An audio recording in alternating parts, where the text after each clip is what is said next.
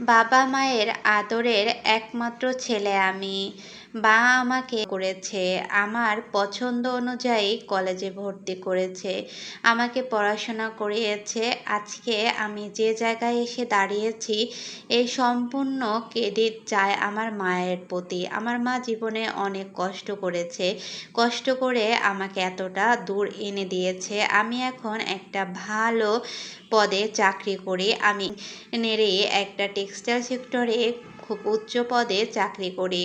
বেশ কিছুদিন আগে আমি একটা মেয়েকে পছন্দ করে বিয়ে করেছি। পছন্দ আমি আগেই করেছিলাম, কিন্তু বিয়েটা আমাদের পারিবারিকভাবে মা বাবার মাধ্যমেই হয়েছে। এই তো 1 বছর হয়েছে। বিয়ের 2 মাস পর থেকেই আমার স্ত্রী আমার বাবা মার সাথে থাকতে চায় না। আমার আর কোনো ভাই বোন নেই, আমি একা। বাবা আমাকে পড়াশোনা আর আমার সকল চাহিদা পূরণ করার জন্যই বিদেশে পাড়ি দিয়েছে, কিন্তু সেখানে যাওয়ার পর বাবার কিছু অসুস্থতার কারণে বাবা সেইভাবে টাকা পাঠাতে পারে না। মা নিজের হাতেই সব দায়িত্ব তুলে নিয়ে বাবাকে দেশে আনে এবং আমার সমস্ত পড়াশোনার খরচ বহন করে।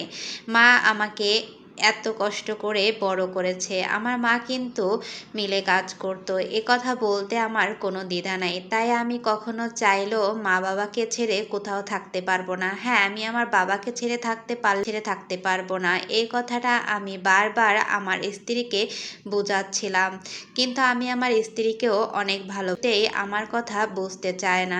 তার একটাই কথা, একটাই দাবি, সে তার আলাদা সংসার চায়, আলাদা বাড়ি চায়, আলাদা সব কিছুই চায়। কিন্তু আমার মা এতটাও খারাপ না। আমি গোপনে আমার বাসার পাশের কাকিকে বলেছিলাম যে আমার বউ আর মায়ের ভিতরে কি হয় সেটা একটু আমাকে জানাতে।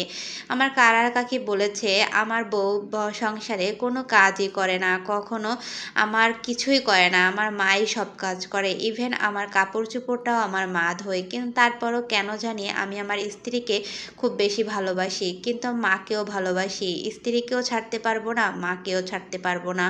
ওকে অনেক বোঝালাম, তারপরও ও বুঝলো না। এখন আমি কি করব কিছুই বুঝতে পারতেছি না। আমাকে ছেড়ে চলে যাওয়ার কথা আমার স্ত্রী বলতেছে, আর এটা আমি কিছুতেই মেনে নিতে পারছি না। এখন আমার পথ একটাই খোলা, চিরতরে আমার এই পৃথিবী ছেড়ে চলে যেতে হবে। অনেক কিছু ভাবা, সব কিছু সিদ্ধান্ত নেওয়ার পর আমি সব কিছু ওকে বুঝিয়ে বলার পরও যখন ও আমার কথা বুঝলো না, তখন আমার বেঁচে থেকে কী লাভই হবে। আমার মরে যাওয়াই ভালো হবে। হয়তো বা আমি মরে গিয়ে ওপারেই ভালো থাকবো, আবার হয়তো বা ভালো থাকবো না। আমার মা অনেক কষ্ট পাবে, কিন্তু তারপরও আমার মা তো ভালো থাকুক।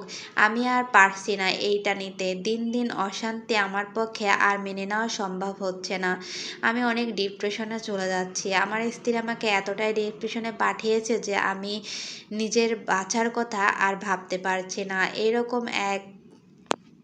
এই কথাগুলো রাত 2টোর দিকে এই ভাইয়াটা চিঠিতে লেখে গলায় দড়ি দিয়ে আত্মহত্যা করেছে। এটা কেন যে আত্মহত্যা করলো সেটাই বুঝতে পারলাম না। এমন স্ত্রীকে রাখার থেকে ছেড়ে দেওয়াই ভালো ছিল। সেই স্ত্রীকে তালাক দেওয়া উচিত ছিল। হ্যাঁ, ভাইয়া হয়তোবা তার স্ত্রীকে এতটাই ভালোবাসে যে তালাক দিতে চায়নি, কিন্তু স্ত্রী কি করলো? স্ত্রী কি তার মর্যাদা বুঝলো? এটা একটা ভাইয়ার লাইফের গল্প। এটা আমাদের বাসার পাশেই ঘটেছে, এটা আমার সাথে জড়িত না।